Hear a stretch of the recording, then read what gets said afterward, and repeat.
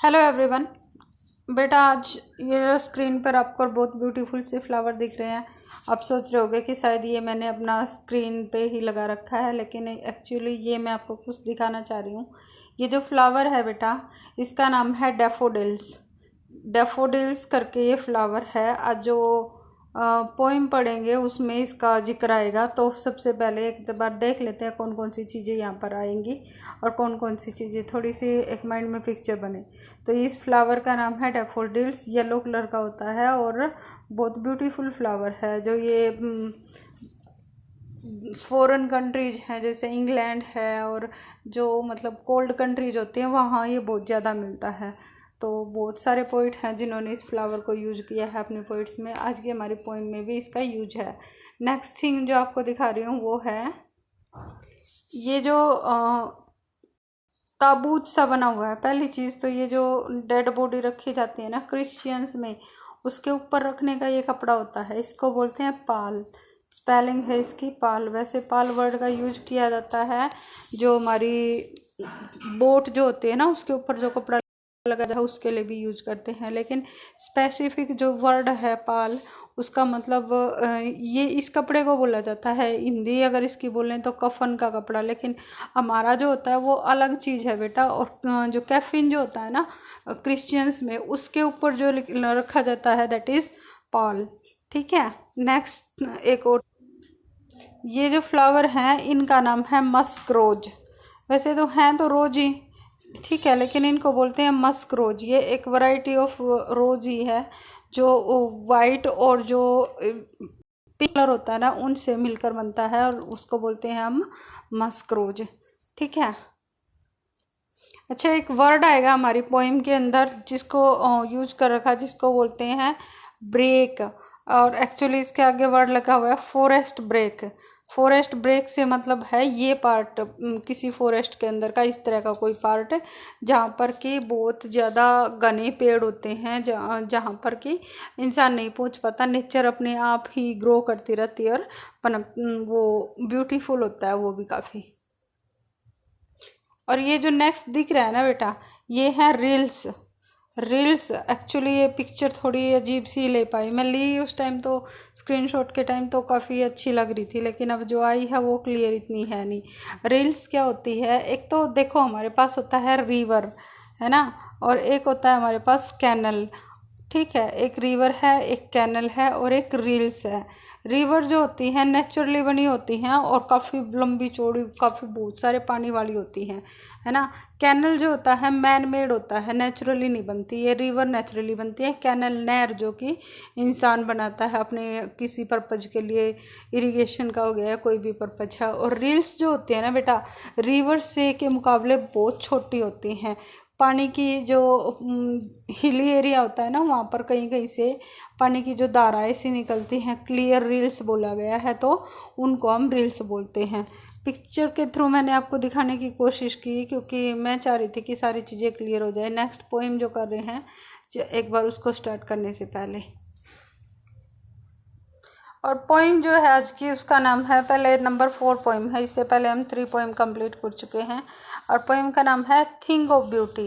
एक beautiful thing. Thing of beauty मतलब एक सुंदरता की चीज़।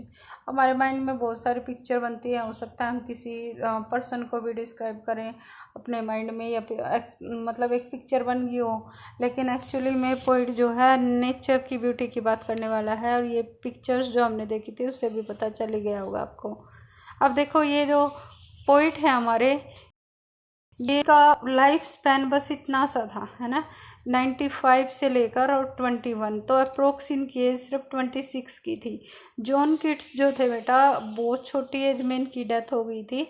और इतनी छोटी सी एज में भी जो इन्होंने लिटरेचर में इनका कंट्रीब्यूशन है उनके लिए इनको हमेशा ही याद रखा जाएगा। बहुत ज़्यादा ब्यूटीफुल और बहुत ज़्यादा एक्सप्लेनेशन जो था पोइट्री में इन्होंने किया था। ऑल्दो इन्होंने काफ़ी सारी जो लिटरेचर के पार्ट होते हैं, जैसे नोवेल राइटिंग और डिस्क्रिप्टिव राइटिंग, सब कुछ किया। लेकिन ये एक पोइट ही थे और रोमांटिक एरा से बिलोंग करते थे। अब ये रोमांटिक एरा आज के टाइम में जो मूवी वाला रोमांटिक नहीं समझ सकते इसको, ये वो एरा था जब पुरानी जो थिंकिंग थी, मतलब पूरा एक होता है ना, जैसे हम नेचुरल अपने नॉर्मल लाइफ में लेके चलते हैं कि कुछ भी पुरानी चीज़ें हैं उनको फॉलो कर रहे हैं, ट्रेडिशन को। ऐसे राइटिंग में भी एक ट्रेडिशन चला आ रहा था, और उस ट्रेडिशन को जो ब्रेक किया गया था ना, वो रोमांटिक एरा था।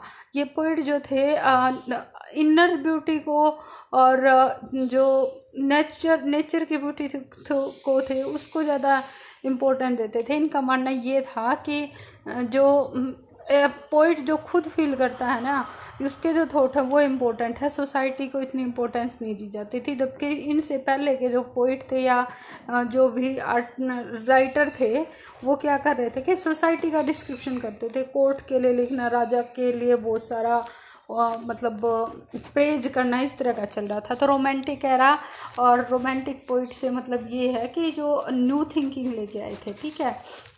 जब जॉन किट्स जो थे वो दो, ये हमारे लिए इतना इम्पोर्टेंट नहीं है, लेकिन जब पोइम पढ़ रहे हैं, जिसके वर्क को पढ़ रहे हैं, तो उसके बारे में थोड़ा बहुत जान लेना भी चाहिए। एक सर्जन थे भाई, लेकिन इन्होंने अपना सारा टाइम जो सर्जरी या फिर जो डॉक्टर वाला होता है, मेडिकल फील्ड को छोड़कर इन्होंने पोइट बनना जो सोचा, और सारा का सारा अपना टैलेंट जो था उसी में दिखाया था। अच्छा, ये अब ये जो पोइम जो है ना, ये पोइम जो है इंडेमियन जो थी, इनकी एक बुक थी, और पोइटिक रोमांस था, मतलब बहुत सारी पोइट्री का कलेक्शन है, थाउजेंड्स ऑफ लाइंस की एक ये इनकी बुक थी। और उसके अंदर से बस कुछ लाइनों को हमारे सामने रखा गया है। ए थिंग ऑफ ब्यूटी, उसके अंदर ये छोटी सी पोइम थी, उसको हम पढ़ने वाले हैं। तो ये जो है इसके स्टार्ट होते हैं ना ये बुक, इसमें है कि एक ग्रीक लीजेंड है ना, उसकी स्टोरी पे बेस्ड है। और कुछ मतलब पीछे का हमें इतना इम्पोर्टेंट नहीं है, लेकिन यहाँ पर देखो कि यूथ जो है ना फॉरेस्ट में है और सी साइड में सारी चीज़ों को किस तरीके से प्रेज करता है।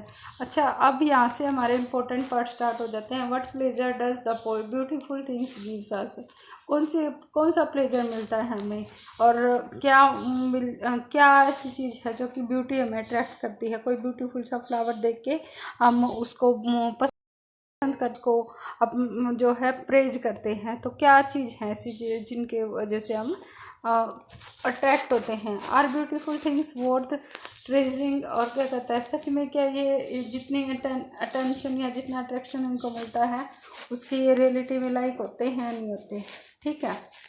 अब देखो, a thing of beauty is a joy for ever. अच्छा, पॉइंट स्टार्ट करने से पहले मैं एक बार इसकी राइमिंग स्कीम की बात कर लेती हूँ।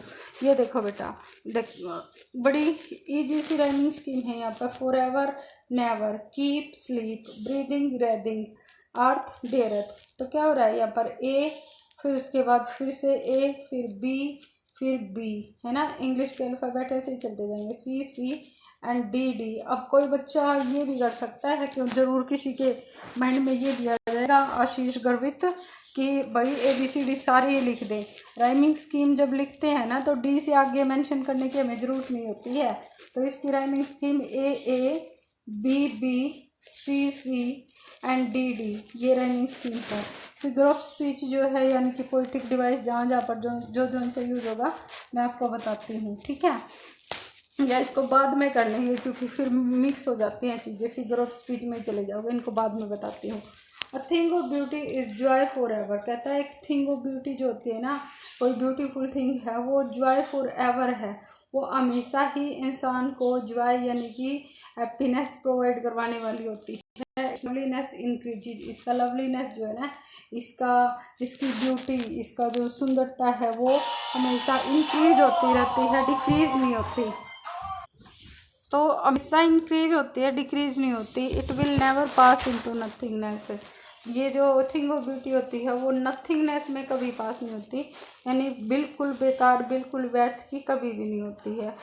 ओके, यहाँ तक 2-3 क्वालिटी बताइए बेटा। क्वेश्चन की बात करें तो क्वेश्चन यहाँ पर क्या बनेगा कि थिंग ऑफ ब्यूटी जो है उसकी कौन सी क्वालिटी है। सबसे पहले थिंग ऑफ ब्यूटी जो होती है वो हमेशा ही जॉय देने वाली है, जॉय फॉर एवर होती है, इसका लवलीनेस इंक्रीज होता रहता है और ये कभी थिंगनेस में यानी कभी भी बिल्कुल बेकार की नहीं होती है। 3 क्वालिटी जो है पोइट ने यहाँ पर बताई।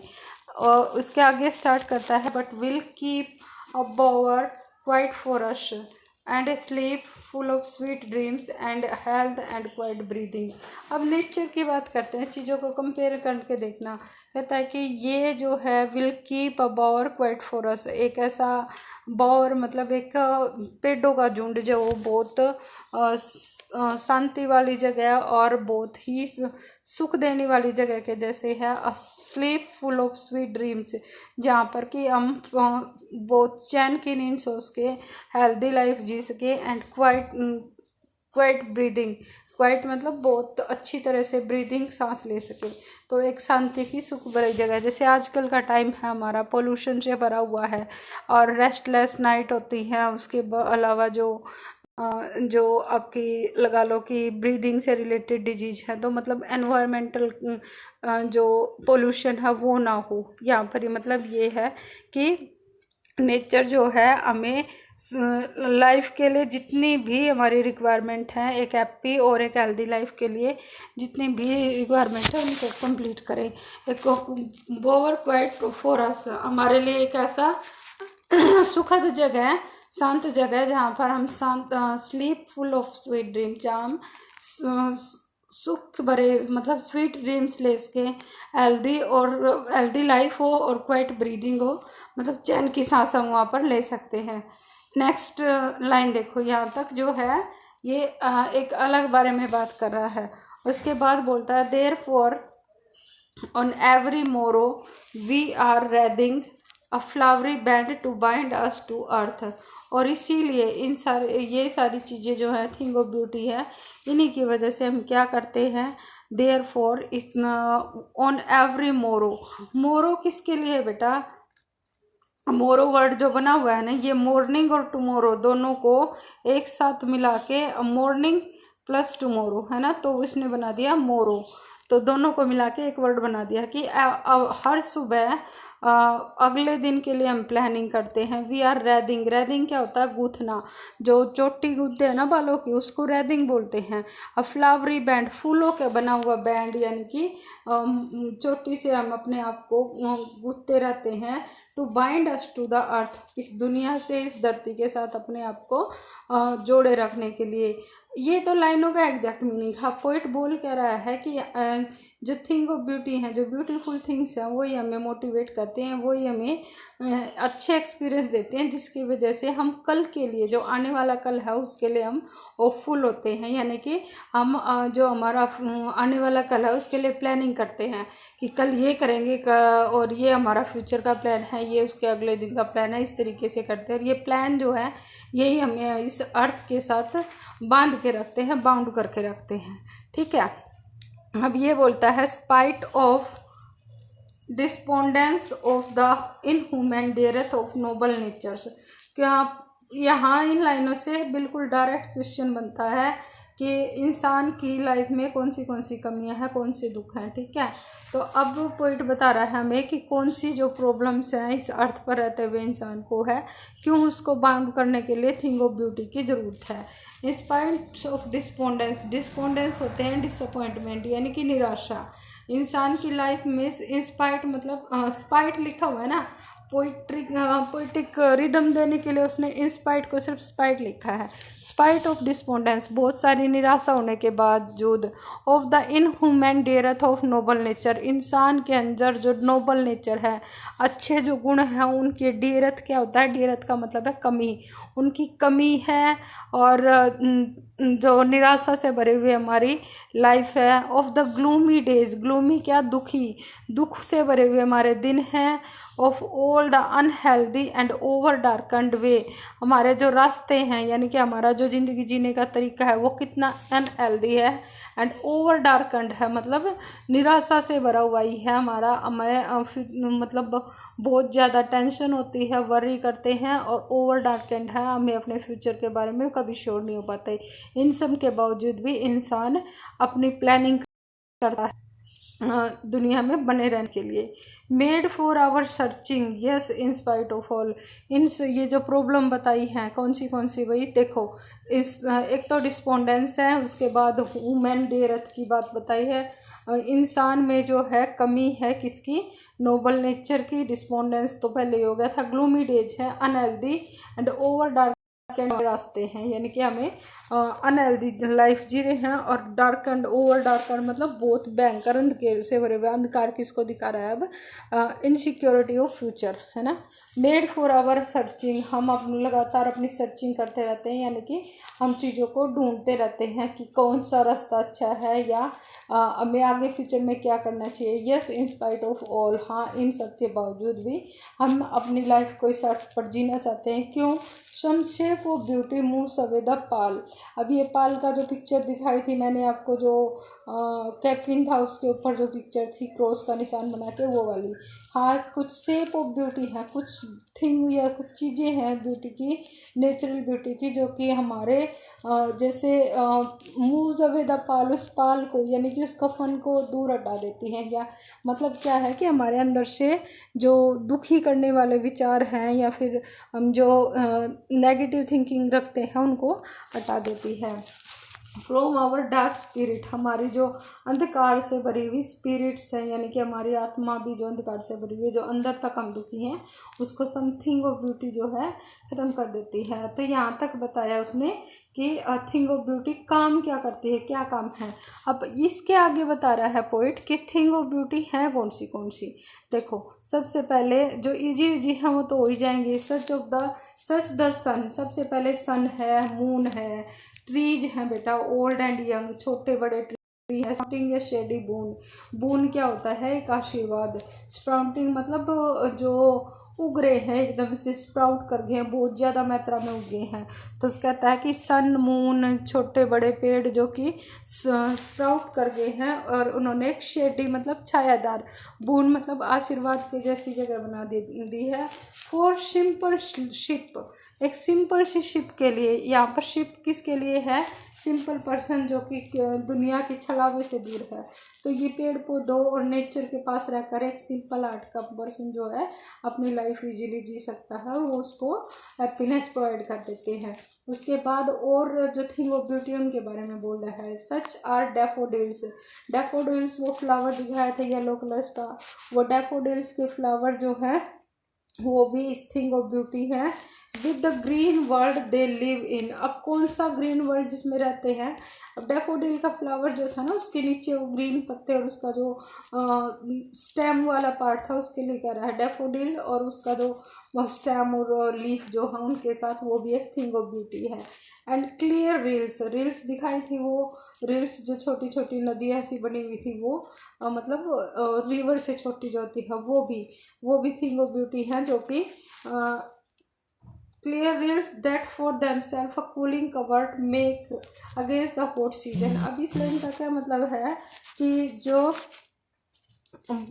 रिवर, ये रील्स है ना बेटा, जहाँ से गुजरती हैं इनके, ये जैसे नदी गुजरगी तो यहाँ पर इनके किनारे किनारे पर है ना छोटे छोटे से और बड़े बड़े पेड़ से उग जाते हैं, क्योंकि और वो क्या करती है, उनको कवर्ट करना मतलब ढकना, give a cooling covert, cool करने वाला कवर्ट देती है। कब, अगेंस्ट द हॉट सीजन, जब गर्मी का सीजन आ जाता है, जब बहुत ज़्यादा एक्सट्रीम गर्मी होती है तो नदी तो सूख जाएगी, पानी तो आ नहीं रहा होगा, लेकिन फिर भी जो वो रील्स है ना उसका एग्जिस्टेंस रह जाता है, वो उसकी जगह बनी रह जाती है। क्यों, क्योंकि उसके जो किनारे पेड़ हैं वो उसको प्रोटेक्शन प्रोवाइड करवाते हैं हॉट सीजन से।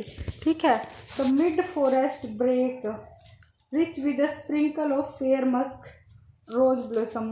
फॉरेस्ट ब्रेक दिखाया था, पेड़ जो मिड फॉरेस्ट मतलब जंगल के बीच बीच में, और एक बहुत सारे पेड़ जहाँ पर जो बहुत सारी झाड़ियाँ जहाँ पर उगी हुई हैं, और rich with sprinkling of fair musk rose blossoms, जिसके अंदर की उन झाड़ियों के अंदर ऐसा लग रहा है मानो बहुत सारे और मस्क रोज, वो जो वाइट और पिंक कलर का फ्लावर था, उनको स्प्रिंकल कर दिया गया है। स्प्रिंकल का मतलब होता है छिड़कना।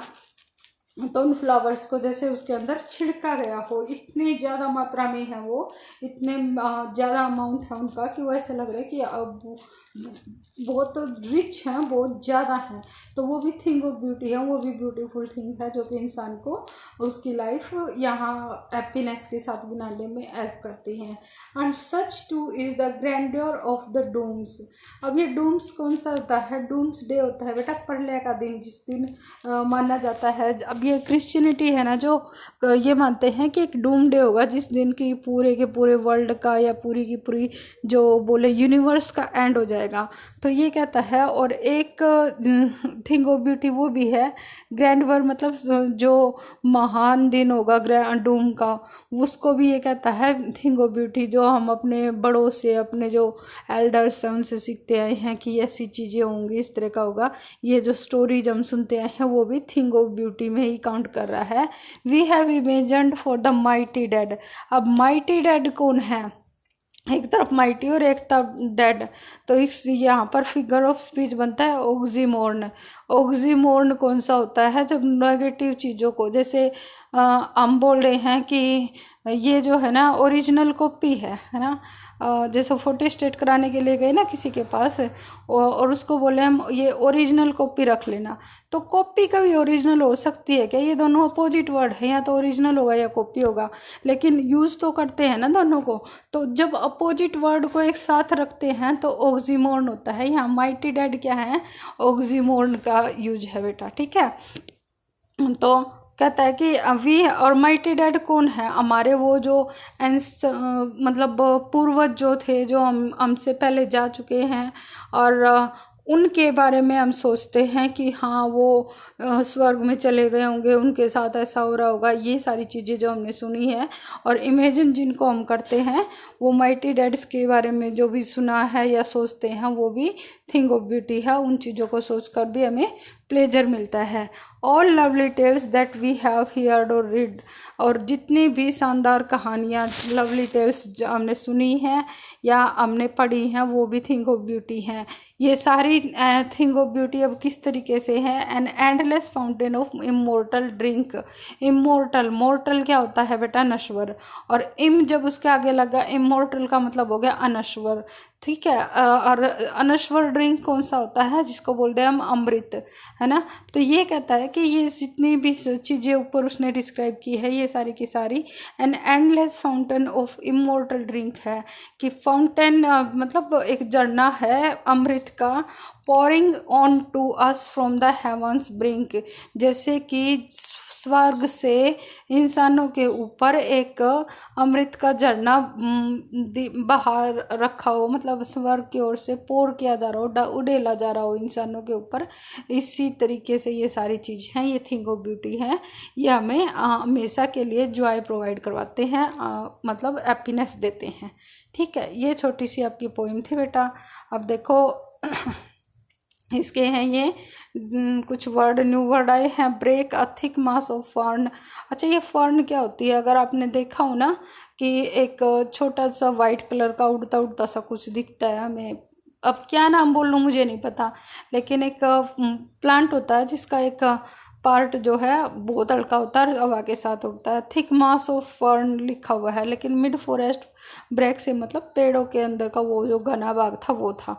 पूरी पोइम में उसका मीनिंग ये निकलेगा। रील्स स्मॉल स्ट्रीम्स है, छोटी छोटी जो नदियाँ निकल जाती हैं, ठीक है। अब एक बार इसके क्वेश्चन आंसर देखो। वैसे वीडियो बना दी बहुत लंबी, पर कर ही लेते हैं। थिंग ऑफ ब्यूटी को मेंशन करना है, कर दोगे। Thing that cause suffering and pain, ये एग्जैक्टली लिखा हुआ है, कोई दिक्कत नहीं आएगी। Therefore are we wreathing flowery band to bind us to earth just to you, क्या मतलब है इससे कि हम अपने आप को इस वर्ल्ड के साथ बंधे रहने के लिए, अपनी लाइफ को आगे बढ़ाने के लिए बहुत सारी प्लानिंग करते हैं, है ना। बाकी लिखने का तरीका अलग हो सकता है, लैंग्वेज अलग हो सकती है।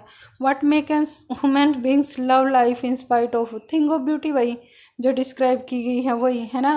What is grandeur associate with the mighty dead, कौन सी शानदार चीज़ें, कौन सी ग्रैंड थिंग माइटी के साथ हैं, डेड के साथ हैं, कि उन्होंने कितना शानदार लाइफ जी थी, कितने महान थे, किस तरीके थे। बहुत सारी स्टोरी हम सुनते नहीं हैं, वही वाली। Do you experience thing of beauty only for short moments और do they make lasting impression, कहीं घूमने के लिए गए हो, मान लो कुछ भी देखा था, वहाँ से आने के आपको 1 साल बाद भी वो चीज़ें अगर रियली में आपको ब्यूटीफुल लगी थी तो वो आपके माइंड में सेट रह जाती हैं, आप उनको नहीं भूलते हो, है ना।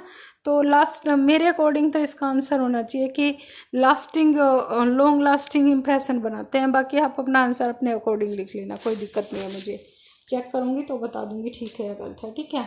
What image does the poet use to describe the beautiful boundary of the earth, तो कौन सी चीज़ें हैं जो अर्थ की ब्यूटी को दिखाने के लिए यूज किए हैं पोएम में, इजीली अवेलेबल हैं, वो चीज़ें देख लेना।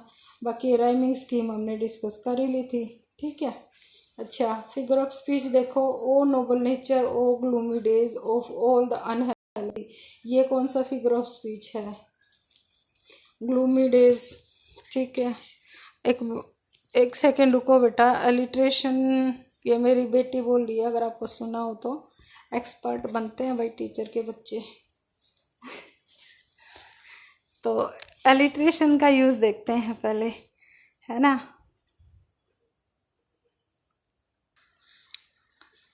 तो बेटा ये देखो, ये है कूलिंग कवर्ट, सी की साउंड रिपीट हो रही है, तो यहाँ पर क्या आ गया आपका एलिट्रेशन, ठीक है। उसके अलावा जो ये बोल रही थी, ये इसके बारे में बात कर रही थी, नोबल नेचर, लाइन आई हुई है of noble nature, respondent starting में है, एन की साउंड की रिपीटेशन है, तो ये भी एलिट्रेशन ही है हमारा, ठीक है। अच्छा, इसके अलावा देखो बेटा, एक ऑफ फिगर्स ऑफ स्पीच है मेटाफर, मेटाफर का यूज कहाँ पर है, मेटाफर जो है, एक सेकेंड इसको कर लेती हूँ बेटा मैं एक बार। ये जो है बेटा, wreathing a flowery band to bind us, ये फ्लावरी बैंड किसका है, मतलब हमारी जो प्लानिंग्स है ना उनके लिए फ्लावरी बैंड यूज कर रहा है। और कंपैरिजन भी बिना एज और लाइक के है, तो ये कौन सा है बेटा, हमारा मेटाफर का यूज है, ठीक है। तो इसमें हमने देखा मेटाफर, एलिट्रेशन और तीसरा कौन सा था, ऑक्सीमोन, 3 figure of speech mainly use है। चलो बेटा, फिर मिलते हैं नेक्स्ट वीडियो में। होपफुली समझ में आया होगा क्वेश्चन आंसर। अगर अपने आप से हो रहे हैं तो बहुत अच्छी बात है, अगर नहीं हो रहे हैं तो फिर मैं 1-2 दिन बाद इसको PDF भेज भी दूँगी। मैं एक्चुअली में साथ के साथ इसलिए नहीं भेजती ताकि आप अपने से ट्राई कर इसको। Till then take care and good bye.